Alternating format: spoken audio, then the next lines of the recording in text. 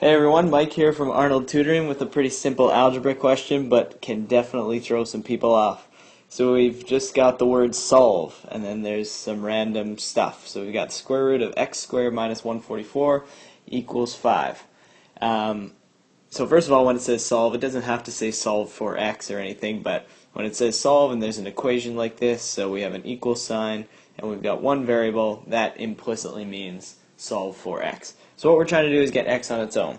Now the very, very tempting thing to do here is saying, oh, the square root of the left side, just take the square root of each term, and we get x minus the square root of 144 is 12.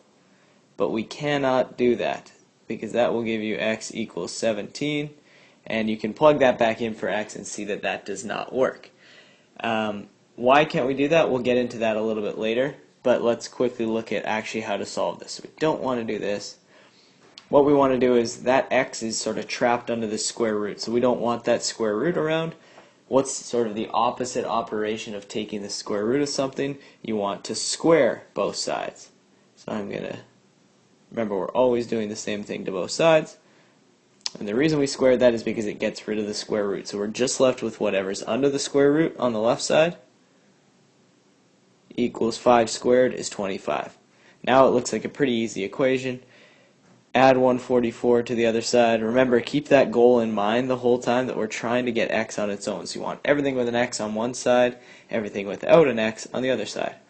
This equals 169, and if you know your square roots really well, even if you don't, take the square root of both sides.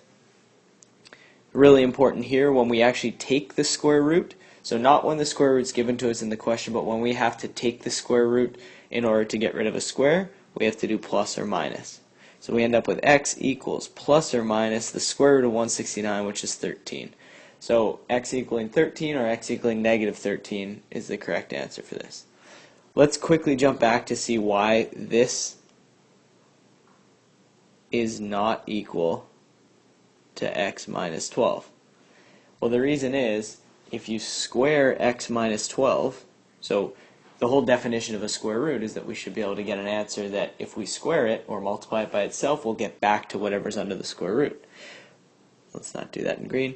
But we can see that if we took x minus 12 and squared it, we would actually get x minus 12 times x minus 12, and we know we have to do FOIL here. We'd get x squared minus 12x minus 12x plus 144, which equals x squared minus 24x plus 144. So that's clearly not what's under the square root here, and that's why whenever you have the square root and two terms separated by a negative or a positive underneath, like here, you can't just take the square root of the first term and the square root of the second. We need to get rid of that square root, and you do that by squaring both sides. Hopefully this is an easy question for you, but if not, don't get caught on that trick next time, and you can always send us some more questions, info@arnoldtutoring.com. Hope this is helpful. Thanks.